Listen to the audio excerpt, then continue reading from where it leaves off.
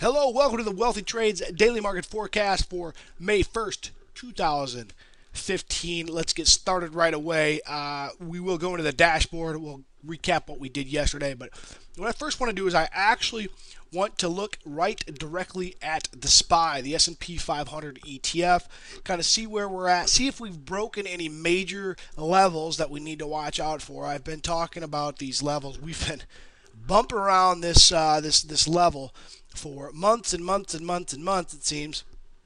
This 211, 212 at the upside, down to about 204 to the downside. And it's interesting. We need to pay attention to what's going on. I'm going to look at a weekly basis too, because there's some key levels on the downside that we want to make sure we don't break. Okay, so we are technically, all right, technically still looking up. All right, the SPY is, but here's the thing: the overall market trend is down. We had a big down day yesterday. This week it has really not been a great week at all. We opened up this week at 212.33. We're now at 208.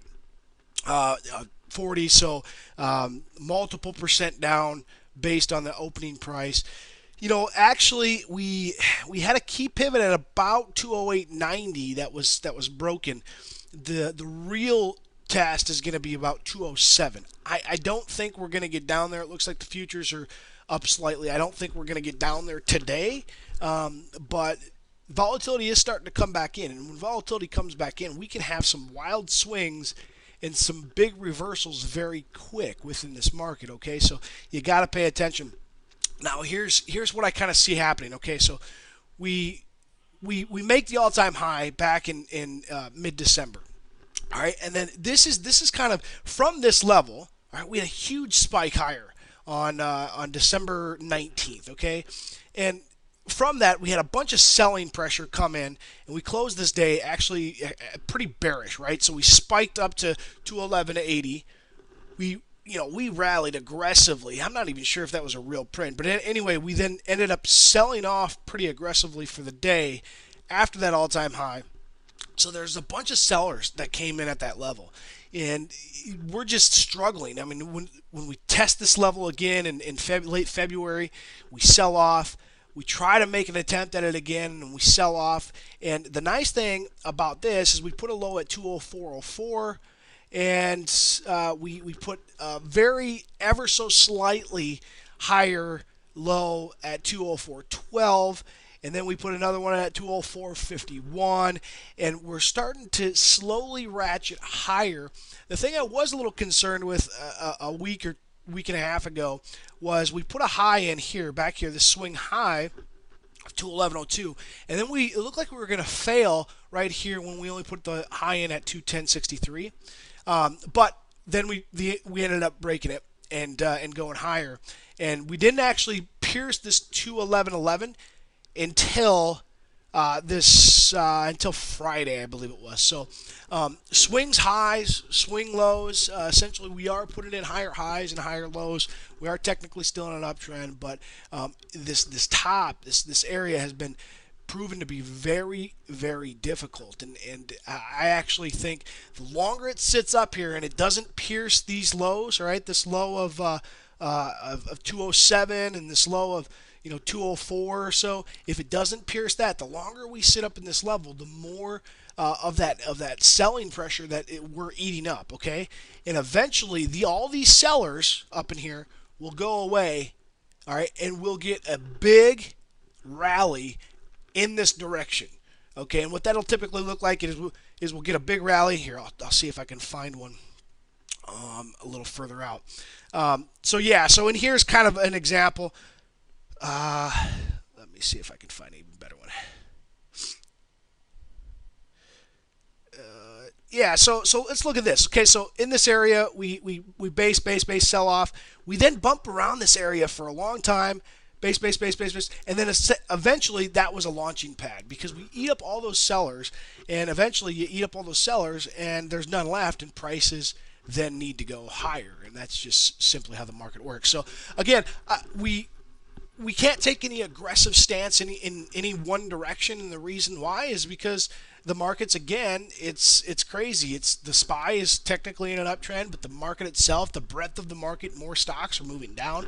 So we need to do pairs trades. Yesterday we did a directional trade. Because the quality was ever so slightly above 50%. But today we're going to do a pairs trade. And but in KR, what you could have done, we finished down slightly, down about maybe 0.2% or so.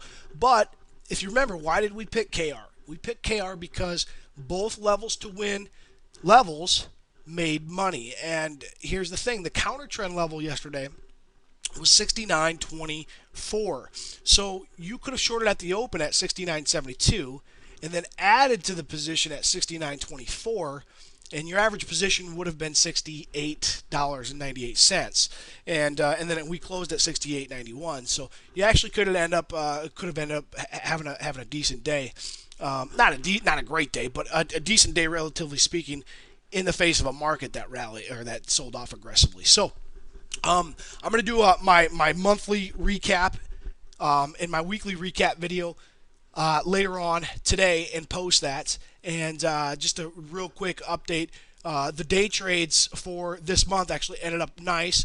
For April, I should say, ended up nice. We actually ended up about a little over 2%. Which again, in comparison to the market, is pretty good. But I'll be going into more detail on that in the weekly and the monthly recap video. So I think I'm getting a little bit of a cold, so I apologize if I sound a little nasally. But anyway, okay, so today we are in a downtrend, not a great downtrend. Again, we've been kind of just floating around this 50% mark, which is just it's reflective in the charts. You can see there's a lot of indecision.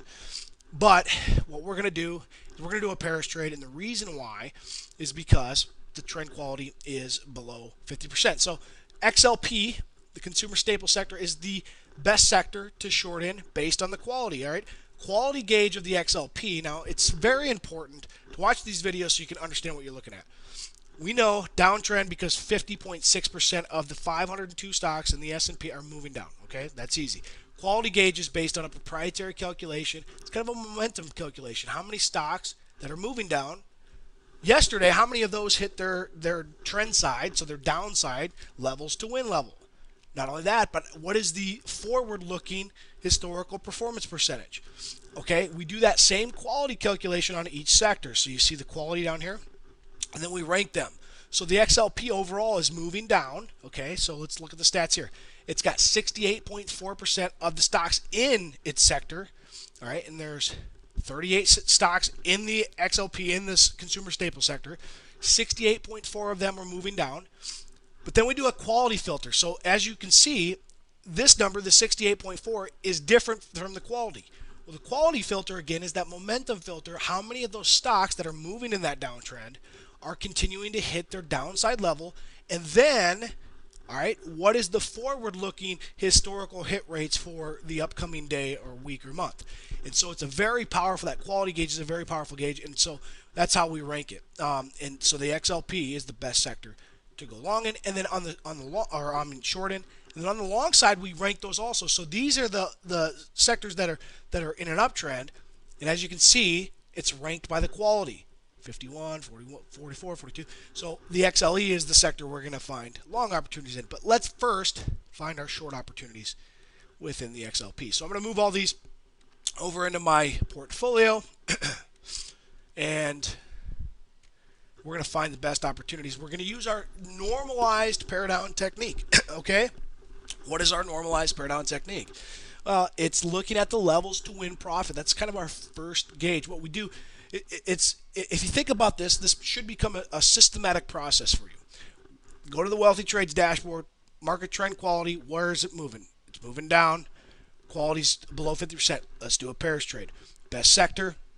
Move all those into your portfolio.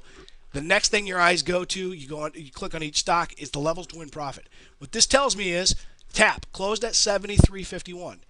The trend side, because it's in a downtrend, is below that, right? So the trend level today, the expected level today is 72.96. Right? Hits that 48.1% of the time. It's pretty high, but it also hits the counter trend 74.06. It hits that 42% of the time. And look at this. It actually ends up close. It has a higher probability of closing above this counter trend level than it does closing below this. So that's not good, and that's the reason why it loses money. So I don't like that at all. In fact, well, the XLP is not bad. But I'm going to eliminate. First thing I want to look at is, does it make money on both sides? I want it to make money on the trend side. When it hits this level on a Friday, all right, historically, does it continue to sell off and close lower?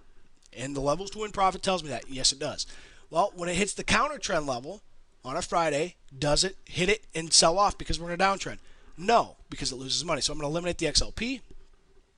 So again, I'm just going to keep the ones. Anyone that makes money on both sides. I'm just looking right here, the levels to win profit. So I'm going a little quick, but I want to make sure I can get these videos posted in time for people to actually watch them before the market opens. Okay, so it looks like we only have two. All right, so two. So makes money on both sides. Not a great amount of money on the counter trend side. And then CLX makes money on both sides. Now, the next thing I want to do is I want to look at the spread between the levels on levels. So how often, what's the probability of it closing below 105.42? And we want, it's in a downtrend, so we want that number to be high. And then what's the probability of it closing above 106.78? We're in a downtrend, so we want that number to be low. So this is the spread, okay? So that spread's about, what, 8-9% in comparison to 4%. So CLX is our shorting opportunity today. It's not, the stats aren't phenomenal. Look at this. It hits the trend side 53.8% of the time. Hits the counter trend side pretty often too. But the counter trend side, here's the thing. I want you guys to pay attention to this 106.78 level because it hits that level often. And when it does, historically, that's a really good level to short at. So let's look at that on the chart real quick, and then we'll find our stock in that we're going to pair it with. Actually, I do like that level. If you look here, we sell off, and you look at kind of the low. All right, the low on Wednesday, and we kind of broke through that yesterday. The low on Wednesday was 106.90. Well, the expected high is 106.78, so it's fairly close to that low that we broke through, which is nice. I like this. CLX looks good. I'm going to short at the open, but I actually really like the short at 106.78. I'm going to hold it all day long. We'll close it at the end of the day. But we're going to pair that with a long opportunity, and we're going to go long. We're going to find the best long opportunity in the best sector. Well, the XLE is the best sector because it's moving up and it's got the highest quality. So let's move the XLE and each stock in the XLE over into our portfolio. Okay, so real simple. Move these over into our portfolio. All right, and now we're going to find the best long opportunity to pair that with. So again, I'm going kind of quick, but I'm just going to eliminate anything that doesn't make money on both sides.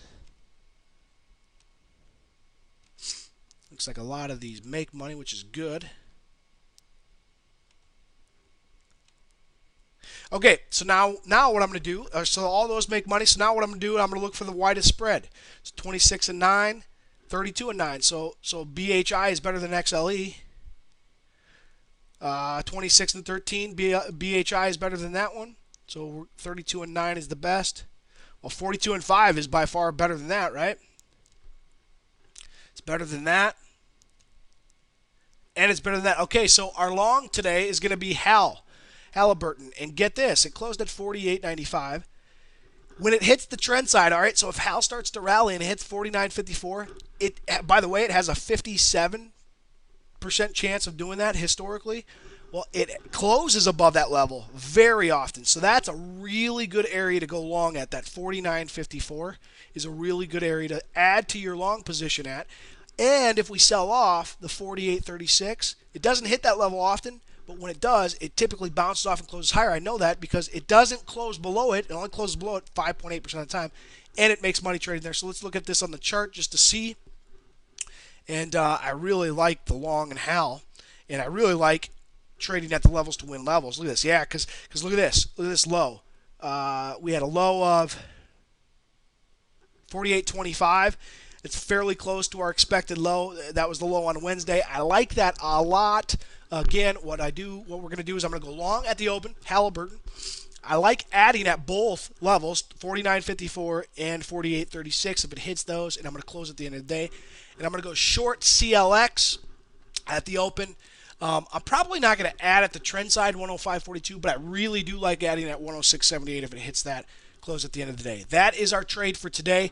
I'm going to post the monthly and weekly recap video a little later, so look for that. Again, if your trial is about ready to expire, I'm working on and finishing up. I should have this finished by hopefully by the end of next week, our options course.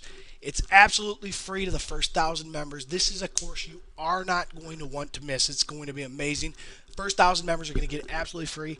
After that, we're going to post it on our website, and it's going to be exclusive to members. So after that, after the 1,000, we're going to then post it on our website under products, and it's going to be, we're going to sell it for $1,000.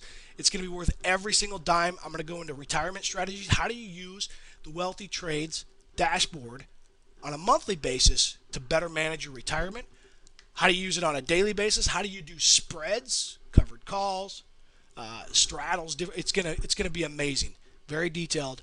It's gonna be awesome. So let me know if you have any questions. We will talk to you very soon.